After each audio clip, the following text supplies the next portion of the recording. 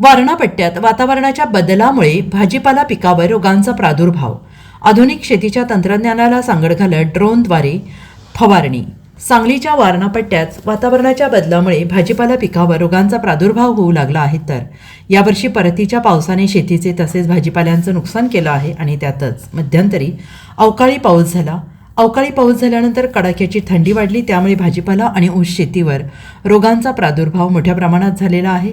आज वारणा परिसरात शेतकरी वर्ग आधुनिक शेतीच्या तंत्रज्ञानाला सांगड घालत ड्रोनद्वारे आपल्या पिकांवर फवारणी घेऊ लागला आहे आणि बदलत्या हवामानाला तोंड देत आपली शेती वाचवण्याचा प्रयत्न करत आहे. मी महादेव बाबासाहेब पाटील, जिल्हा सांगली.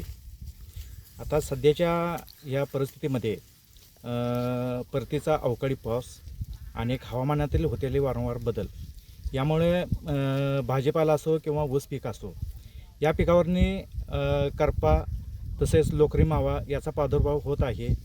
आणि ह्या प्रादुर्भावाचा जर हे करायचं असेल म्हणजे नियंत्रण करायचं असेल तर आपण एक ड्रोनद्वारे हे फवारणी घेऊ शकतो. मोठा ऊस असेल तर ऊसामध्ये आपण ड्रोनद्वारे फवारणी घेऊ शकतो.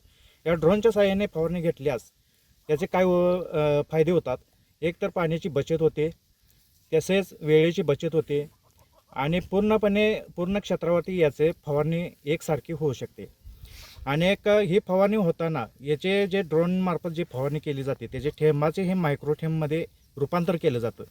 त्यामुळे पिकाचे जे असणारे परागकोश आहेत त्या लेवलचे आपले हे थेंब होतात तयार आणि ते डायरेक्ट पिकाला हे आंतरप्रभावी होऊन ते पिकाला डायरेक्ट रिझल्ट देतात. त्यामुळे औषधाची बचत होऊन असं वेस्टेज औषध न जाता ते पिकाला पूर्णपणे लागू होते. त्यामुळं ड्रोनने फवारणी घेणे हे फायदेशीर व किफायतशीर ठरू शकते. Bureau report SBN Marathi, Sangli.